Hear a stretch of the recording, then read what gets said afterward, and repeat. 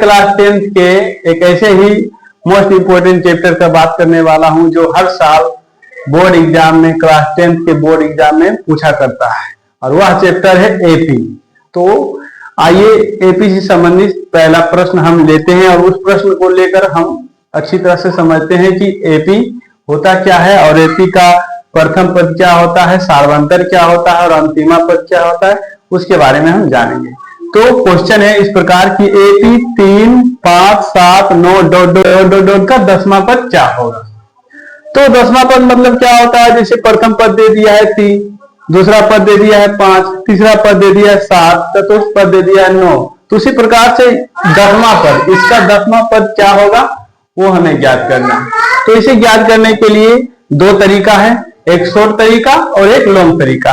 तो हम लोग लॉन्ग तरीका से समझेंगे कि इस एपी का 10वां पद कैसे ज्ञात किया जाता है। इसे हल करने के लिए सर्वप्रथम हम लिख देंगे कि हल दिया है।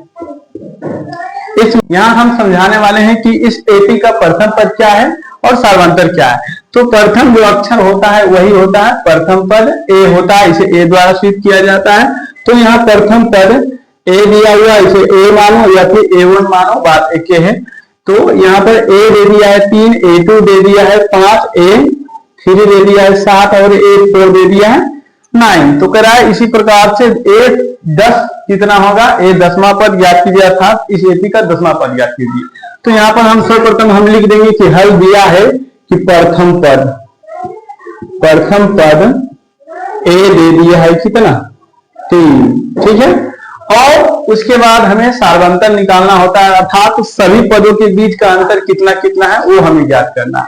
तो हम देख रहे हैं कि 3 में कितना जोड़ दें कि 5 आ जाए, तो 2 जोड़ दिए, फिर 5 में कितना जोड़ दें कि 7 आ जाए, तो 2 जोड़ दिए, 7 में कितना जोड़ दिया जाए कि 9 आ जाए, तो 2 जोड़ देंगे। तो इस प्रकार हम देख रहे हैं कि इस एपी के प्रत्येक पदों के बीच का अंतर 2 है।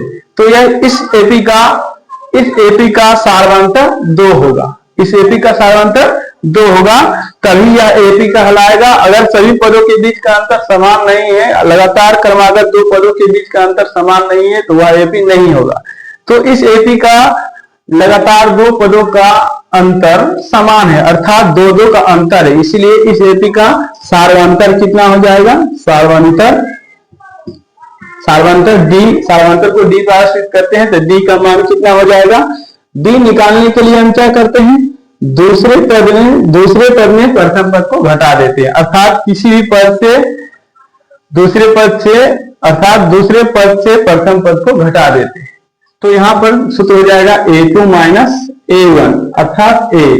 तो यहाँ पर क्या हो रहा है कि D हम देख रहे हैं, A2 के मान कितना है 5, अर्थात द्वितीय पद A2 का मान कितना है 5 और प्रथम पद A1 का मान कितना है 3। तो इस प्रकार हमें D प्राप्त हो गया, 5 में से 3 घटाएंगे तो हमें प्राप्त होगा D का मान 2 प्राप्त होगा, अर्थात सभी पदों के बीच का अंतर 2 है। अब हमें ज्ञात करना है 10वां पद, अर्थात A10 ज्ञात करना है, A10 ज्ञात करना है।